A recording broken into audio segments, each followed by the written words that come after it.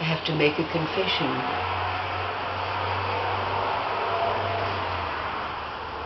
Sometimes I argue with God. Now you notice that I don't say, I argue with the Tao, or I argue with the Dharma, or the will of God, or the purpose of life. Because these are only names for the law which governs life. And you can't argue with a law. It's an abstraction. You know, the stories that are told very often come the night before, or that morning, or sometimes even at the very last moment. But last night I was sitting in my chair and a story came, and I said, "No, God, I've told that story before, and besides that it doesn't seem to have anything to do with the topic that's been discussed of late." And I've done it before, about other things too. But I have to tell you a secret. God always wins. So this story that's been told before, whatever it is, for whatever reason, for whatever its contents are, it's to be told.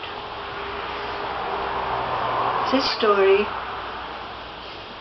that begins with an old fisherman who's out in his boat fishing, and in the heat of the day he comes into a little cove to rest. But as he looks up at the craggy rocks above, he notices a cascade of auburn hair hanging from a rock. And then when he peers closely, he can see a human form. So he climbed up the crags, and there, lying on a ledge, was a maiden, her body all askew, as though her bones were broken, pale, alabaster almost of countenance.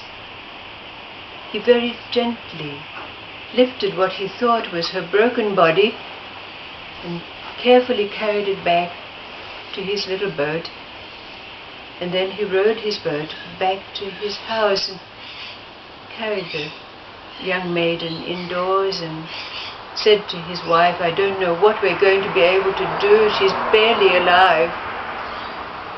But after the wife had ministered to her, she came out and said to the husband, "No, none of her bones are broken. She's just in a state of shock and badly bruised.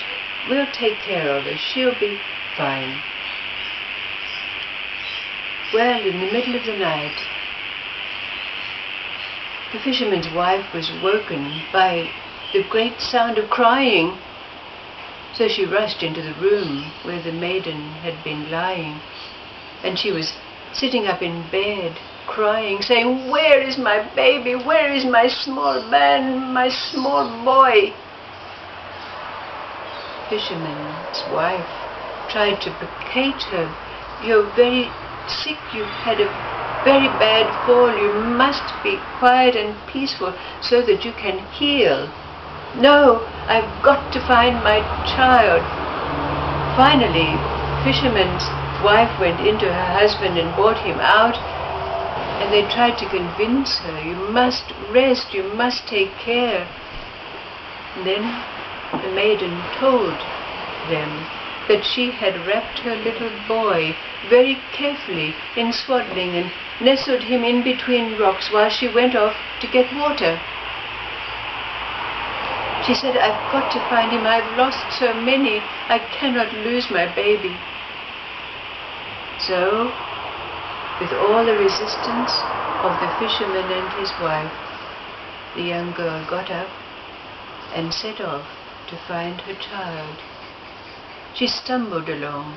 She was still badly bruised and battered from her fall, but she went off into the deep forest And when she came to a village the next day, she asked everyone in the village, "Have you seen my baby?" But no one had seen her child. Finally, exhausted, she sat one evening under a tree.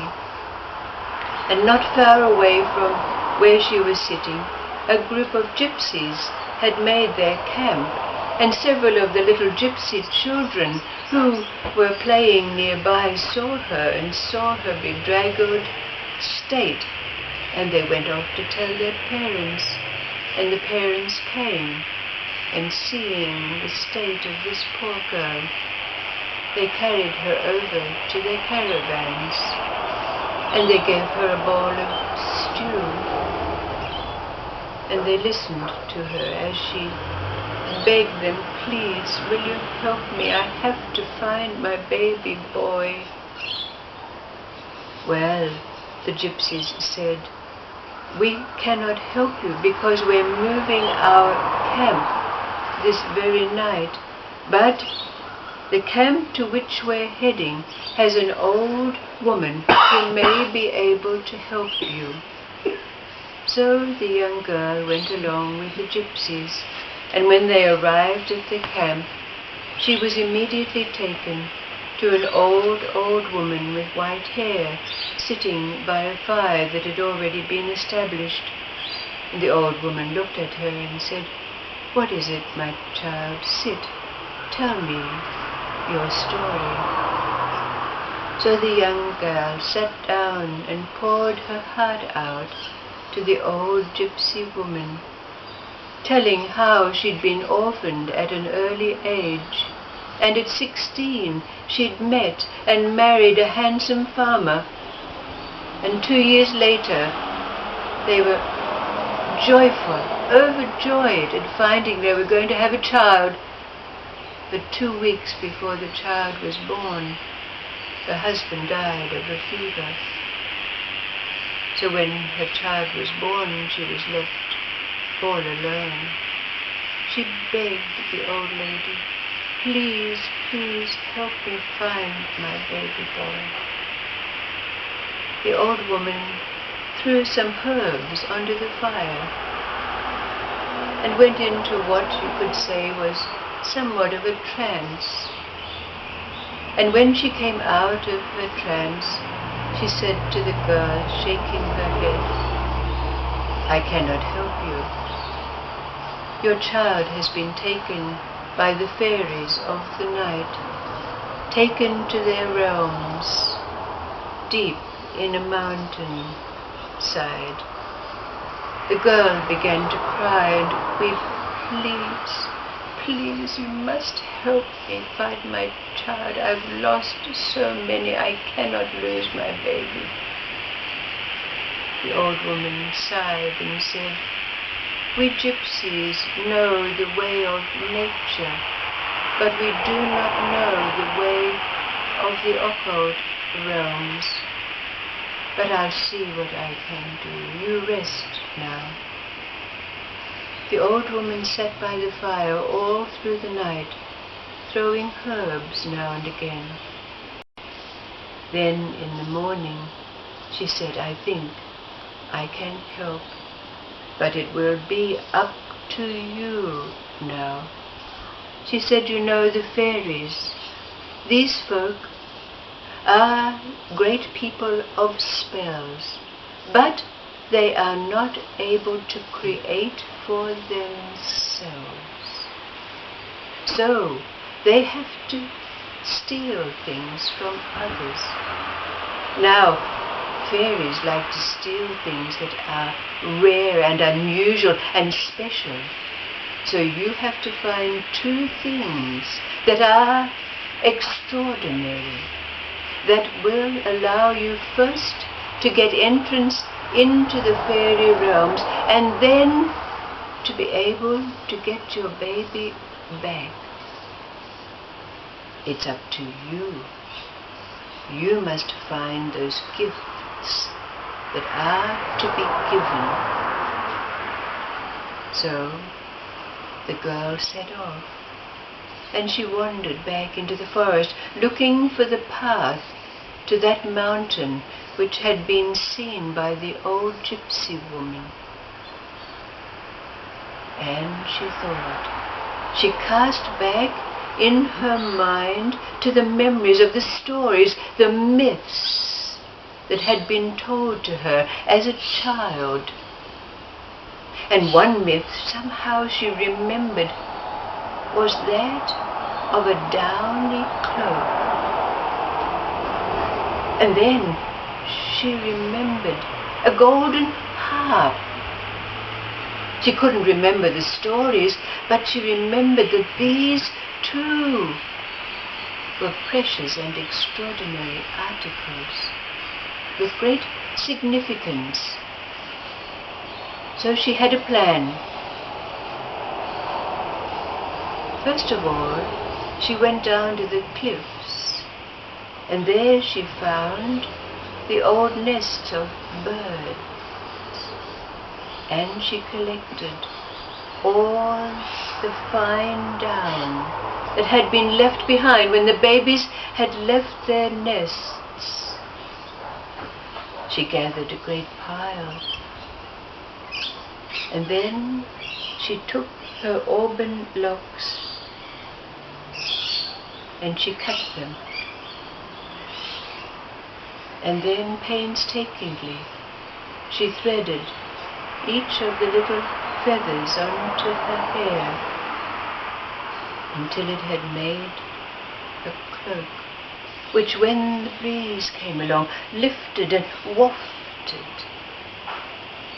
She very carefully placed it in a safe place, and then she went down to the sandy beach below, hunting,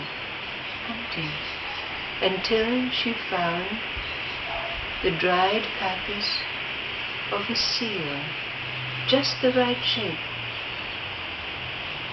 to make her harp. She took it back, and with the strands of her hair, she strung the harp. And then she tuned it, and when she touched, the sound which arose brought the seagulls out of the sky, stopping their squawking to listen. Taking her two gifts, she made her way back to the path that was going to take her to the mountain in which the fairies met. And the old gypsy woman had told her that there was a special time, because now another fairy king was going to be crowned, so all the fairies would be gathered. And she'd also given her a little jar of salve. She said, rub this on your eyelids and it will help you to see. So that night, the moon was full. The maiden sat and waited, and suddenly, after she'd placed the salve on her eyes, the fairies began to troop. Strange creatures in green and gold. They trooped in what seemed to be a solid wall, but they disappeared. And then an old fairy came along, one of the stragglers, one of the last to enter. And the maiden stepped out from where she was hiding, and she wrapped the cloak around her shoulders. And the fairy said, "You human, what are you doing here? This is fairy realm. You should not be here." But just at that moment, a lovely breeze came along and lifted the cloak so it glistened. The fairy's attention was completely... I want that. I want that cloak. "You cannot have it," said the maiden. "I'll give you gold for it." "No," said the maiden. "I will only pass it to you if you allow me entrance into your realm. Give it to me now. But the maiden held onto it closely. No, when we are in the entrance. So all of a sudden a little flutter of lights came, and there was a door. When they entered in, the maiden passed the cloak over to the fairy lady. Now everyone had gathered round. What's this human doing here? But when the old fairy put the cloak around her shoulders, and it wafted, and they saw the glistening down, everyone's attention was taken. They all wanted it. How much do you want? And quickly the maiden made her way up where the newly crowned king of fairies was sitting on his throne. What are you doing here? Said the king. But just at that moment, the maiden began to play the harp. She played an ancient Scottish tune, and everything went silent. The king of fairies was mesmerized by the sound. I'll give you gold. Take these jewels. You can have what you want. Give me the harp. But the maiden began to play a strident, resonating sound, a sound of great authority. No, she said, I will only exchange this harp for my baby boy. Now to the king, a newly crowned king of fairies, a human baby was a precious gift. So he didn't want to part with the child. But the sound of her harp was so strident, so powerful, that finally the child was bought. And it was not until the very moment that her babe was back in her arms that she let the harp slip out of her arms and down to the floor, where the fairy king picked it up and began to play a lilting fairy tune.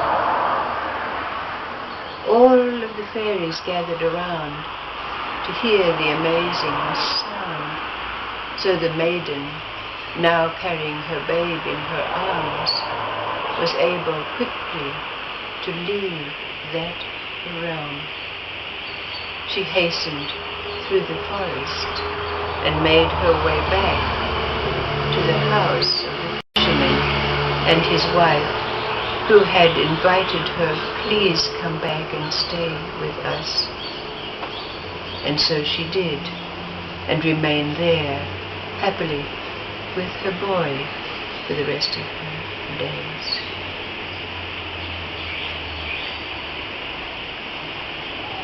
There's no need to ask, what relevance does this story have to that which has been asked over these last days? What is the Tao, the Dharma, the will of God, the purpose of life? The law which operates for all things, given these names. But, as has been said to you, this story had to be told, so let it do what it will for each of us.